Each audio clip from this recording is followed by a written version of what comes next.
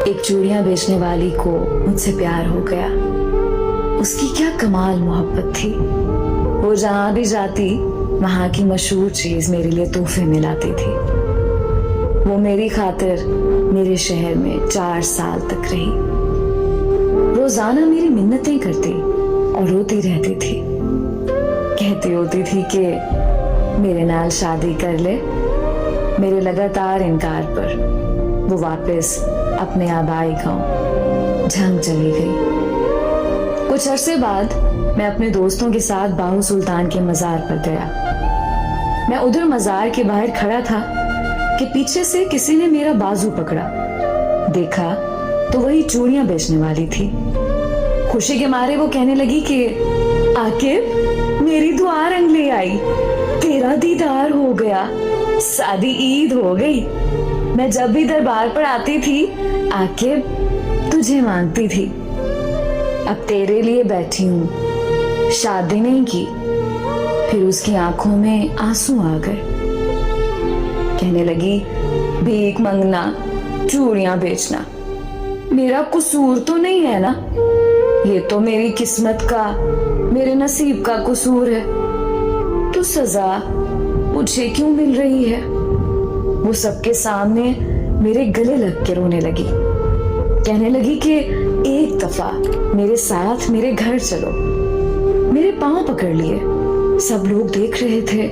मेरी बहुत बेइज्जती हुई। लोगों का मजमा लग गया। दोस्तों ने बोला कि चलो एक दफा हो आते हैं। मैंने हाँ कर दी। तो वो भागकर गाड़ी में बैठ गई। उसका घर 50 किलोमीटर दूर था। सारे रास्ते वो बहुत खुश थी। हम उसके गांव पहुंच गए। वहां सब घर कच्चे थे, लेकिन सफाई पक्के घरों से भी ज्यादा थी। सब लोग मुझे अजीब नजरों से देख रहे थे।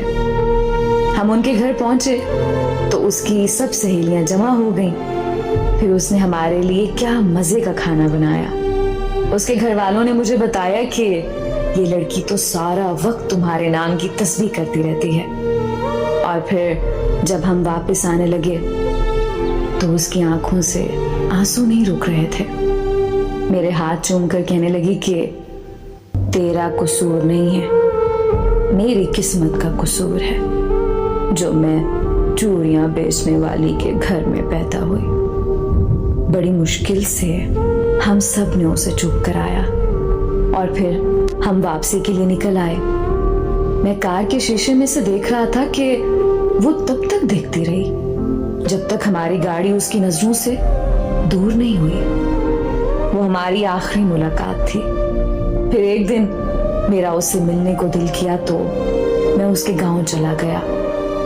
उसके घर वालों ने बताया कि तुम्हारे जाने के बाद वो बहुत बीमार रहने लगी थी। खाना पीना हंसना सब छोड़ गई थी और एक दिन उसकी मौत हो गई। मुझे उससे मोहब्बत तो नहीं थी, पर मैं आज भी उसे रोज याद करता हूँ और हर साल ईद के दिन उसकी कब्र पर जाता हूँ। तेरे बाद नजर नहीं आती मुझे कोई मंजिल। किसी और का होना मेरे बस की बात नहीं।